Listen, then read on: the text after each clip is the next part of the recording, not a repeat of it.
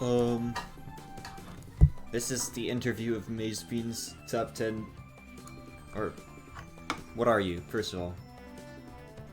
I'm MazeBeans. Number 1 in Scotland, number 5 UK, I can't remember what it is. So it's like 23 or 22 or 21 in Europe. Wow. I think it's 23. That's awesome. Hey, what are you in the world? I don't know. Well, my highest ever ranking in the world was 85th. Wow, that's pretty good. So let's talk about your Smash Brothers career, if you will. Alright, okay. So, what do you do, actually? I don't really know what you do. I have to convince myself not to say a certain answer. So I go to a bunch of tournaments, and that's it. And you make a lot of moolah, right? Yep. Do you want to know my origin story? Yeah. So I started going to locals in October 2021, and then I was a poor little guy. I didn't have any money. I had to ask my dad for money to get the train to the local, and then as time passed, as I started winning, I was able to pay him back for the money, and then I started using that money to travel to bigger events, and then I would use that money to travel to even bigger events, and so on. Wow. And that kept me afloat from then till now. That's an inspiring speech. So, Yep. Did your dad be like, no, you can't go? No, he was very yes, you can go sort of guy. He was, but the trains were expensive, so he didn't want to just pay for it every week without me paying him back. So. So,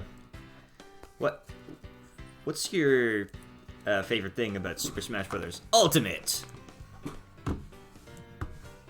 The amount of characters it makes it very enjoyable. It makes it really cool. You know, I got a lot of characters I wanted, like Banjo, K. Rool, Steve, and in all the other Smash games, there's loads of other cool characters as well. And it's like in Ultimate, you can be all of them. Isn't that cool? Yep. Say, on the topic of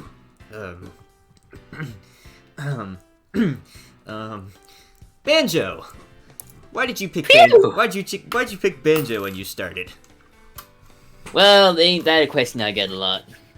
I picked Banjo because I actually liked the Banjo games, and I wanted him in before he was even added to Smash. And so there's this guy called Solid Gamer, and he also picked up Banjo, and I was like, wait a minute, wouldn't it be funny if we both played Banjo? That's But what hilarious. really sold me on Banjo was Wonder Wing, because I was like, you see, there's some massive sweat who's like really attacking me and really pressing every button in the game. I can just Wonder Wing right through it, and he'll be punching a hole through his monitor. He'll be so upset. Oh. It will ruin his day, and that was the icing on the cake for Banjo, really. Wow, I guess you could say you were carried. Nope. Oh. So, MazeBeans, have you ever gotten salty after a match? Nope. And said something you maybe shouldn't have said? Well, are we talking We're talking post-COVID or? Well, we're talking about the incident that has made Well, that one Twitter that was headlines. actually that was a joke. I spoke to JJJJ, and he did not care at all. But this guy, 3 years later, 3 years down the line, this guy called, I can't remember who, he wrote an entire thesis on why what I did was morally wrong and I should be sent straight to hell. Yep, and he was right. Huh? Huh? Goodbye, Look at this MazeBeans. guy here. Ooh.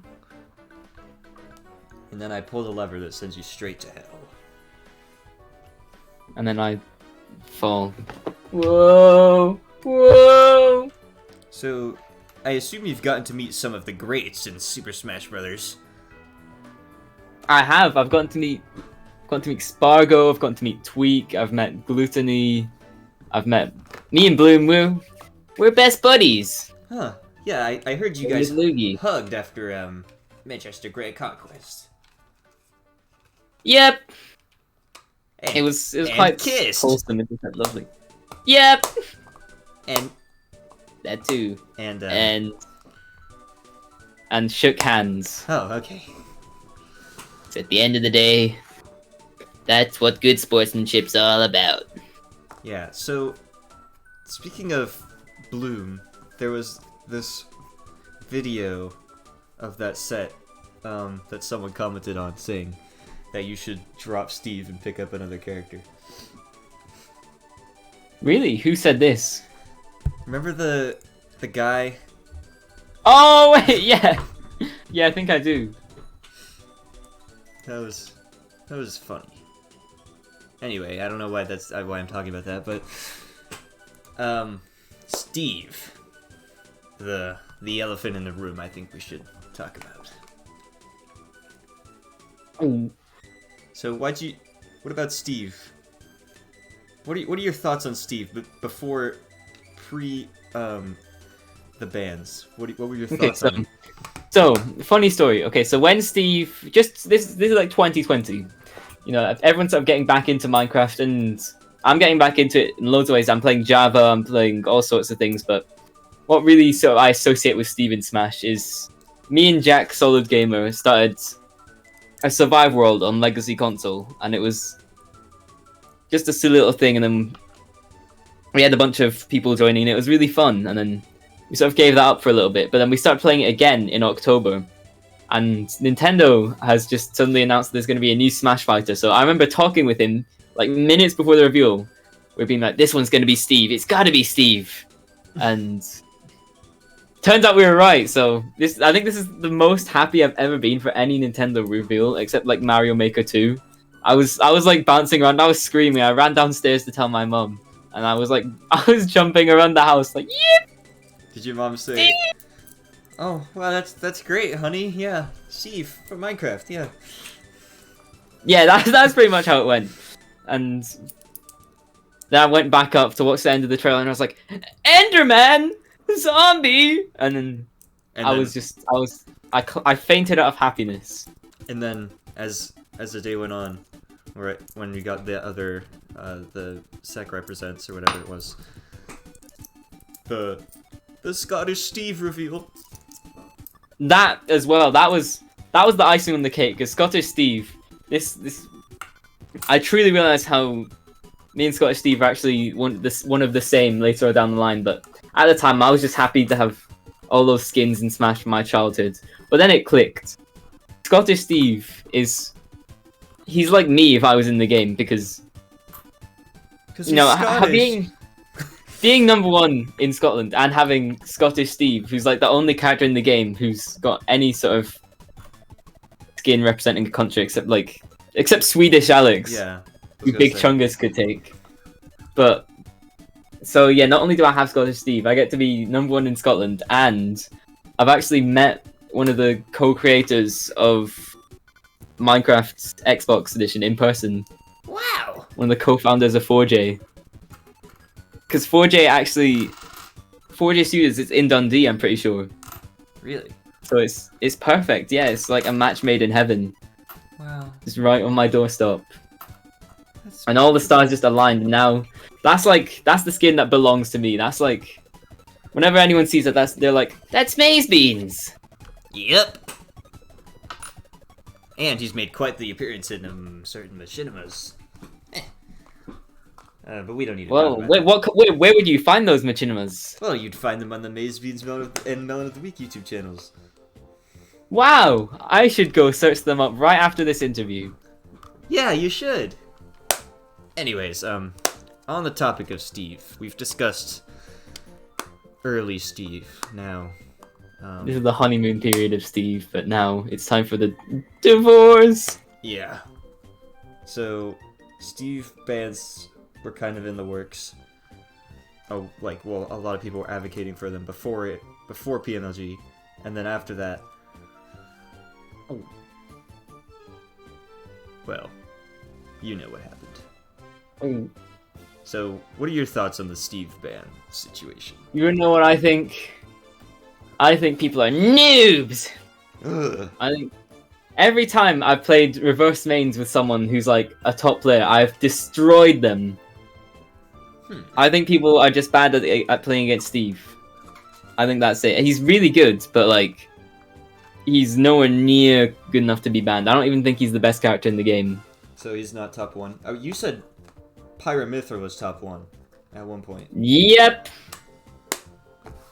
So why do you think that? Because Pyramithra are like everything you could want in a character except recovery. They've got speeds, they can control neutral, they can basically force you to guess simply by existing. You have to do something, otherwise they could just teleport behind you like a Five Nights at Freddy's jump scare and you're dead! But not only that, they can then switch to Pyra and finish you off ridiculously early. Yeah, Pyra always finishes me off. Anyway. Well, this just got awkward, Taco.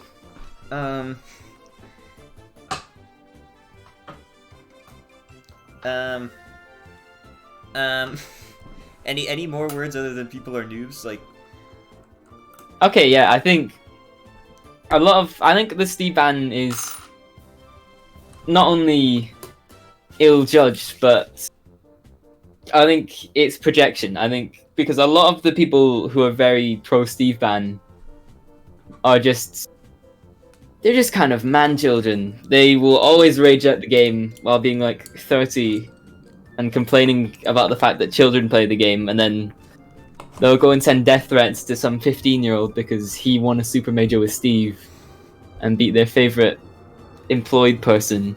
They'll be like, wah, wah, and it's a very toxic movement in general. So, wow. Yep, I agree. But on the topic of bans, there's a lot of people for the Steve ban are saying stuff like it's just like Meta Knight in Brawl or Bayonetta in Smash 4, where it's just gonna ruin the game if it doesn't happen. What do you think about that?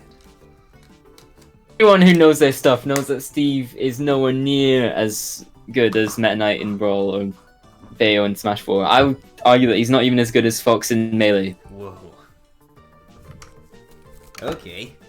Even Jigglypuff in Melee! Actually, Jigglypuff is the best character in Melee and Super Smash Bros. Ultimate and Brawl and Smash 4 and Smash 64. Well, I've seen people say that, for a while, people thought that Jigglypuff was the best character in Melee. So. Yeah, I know. I watched the Hunger Box documentary about that.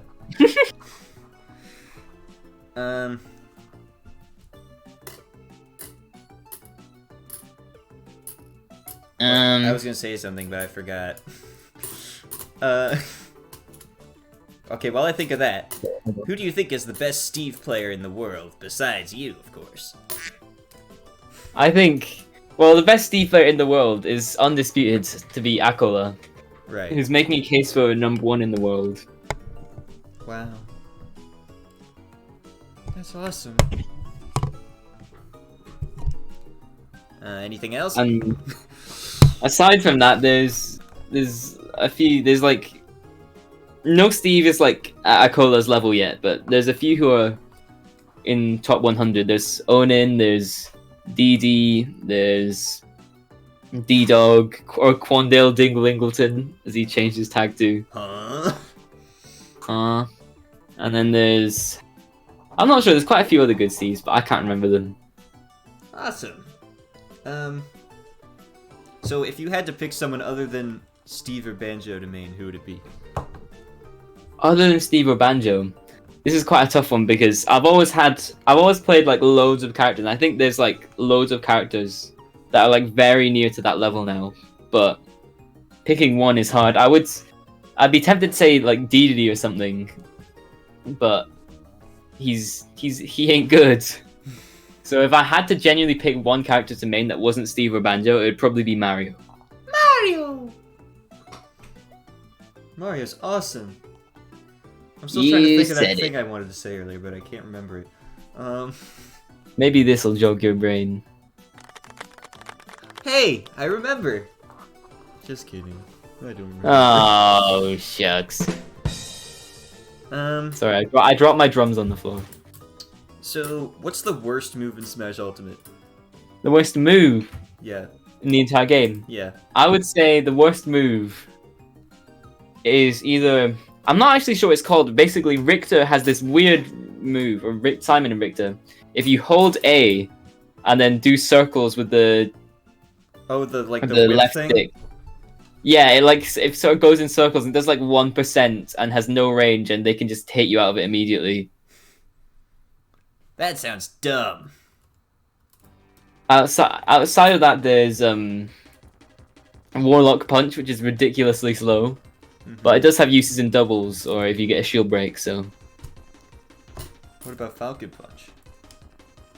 Falcon Punch is a little bit faster, but yeah, it's typically not very useful. Although there are people who have been hit by it in competitive sets. So What about Super Slow Hammer? Super Slow Hammer, that's actually not that bad because it can be used as a shield tech chase shield break if someone techs on a platform and then immediately shields. Huh. Interesting. It hits twice What in about the air. what about Rollout? Rollout's actually okay. As bad as it is, it's not the. It has some use. Like if someone is in a tech situation and you just start charging rollout, then they're just toast no matter what. Huh. What about Egg Roll? Egg roll was originally considered one of the worst in the game, but there's actually a shield breaks that you can get with it on platforms. If you, I'm not sure how to get it, but you have to like roll just above their shield, and it does some weird thing where it like hits them a million times and their shield breaks. Whoa. This is just crazy. I know, right? Okay, so what do you think about the Melon of the Week Jigglypuff? Now, the Melon of the Week Jigglypuff is actually one of the more fearsome Jigglypuffs around, as he's taken my Steve to last stock and taken the Dodgers Mario to last stock as well, in bracket. When did that happen? I was at the Dundee Fundies online. Oh, yeah. And, you know, I think it's only up from here. Considering the amount of time this Melon of the Week guy has put into the game, I think I see a good future for him. So what do you think Melon of the Week should learn in Super Smash Bros. for his Jigglypuff training? I think Melon of the Week should learn to space moves and not drift forward while in end lag. Okie dokie. What do you think about the 2 clips Melon of the Week sent you last night? I think they were some of the best clips I've ever seen in the game. Yep. I think you'll be hard pressed to find a better clip, in my humble opinion. Which one out of the 2 that I sent you was the better one, do you think? I think the bottom one, purely because there's that fear factor. You know, if you hadn't done that rest, you would have been toast at a ridiculous %. So it can lead you to believe that that's the clip, but then out of nowhere. Yeah, I don't know how. I think I was trying to do pound. This was like months ago that I did this, but I just realized I had it. I was trying to pound it. I accidentally went down, and it hit for some reason. And the other one was last night. And I tried playing Lucina last night for some reason. How was the Lucina? I've heard it was quite good. Yeah, it wasn't bad actually. I think it was pretty good actually. Well, not as good as my Jigglypuff. It was... I don't know, it was fun to try. Yeah, I think Lucina's a good character to learn the game with. Jigglypuff's a bit of a weird one. Yep. Yeah, I noticed that. Awkward. Yep. But, You said it. well, we've been talking for 20 minutes and I haven't gotten to the final question yet. The final question. The final question! So, let me think of a final question first. Nope. I'm not prepared. Hey, do you have any questions for yourself that you can answer? Hmm.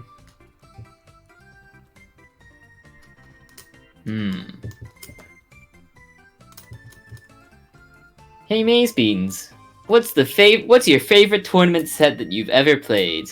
Oh, that's a good one. What's your favorite tournament set that you've ever played? Wow, that is a really good question, and I have to say, MazeBeans versus Big Chungus is an iconic set, one that I'll be proud of for years. The crowds, what was at stake, just everything about it was so memorable. And then when I finally made that reverse 3-0, I was such a happy chappy, and all the blokes came over to celebrate. Yeah.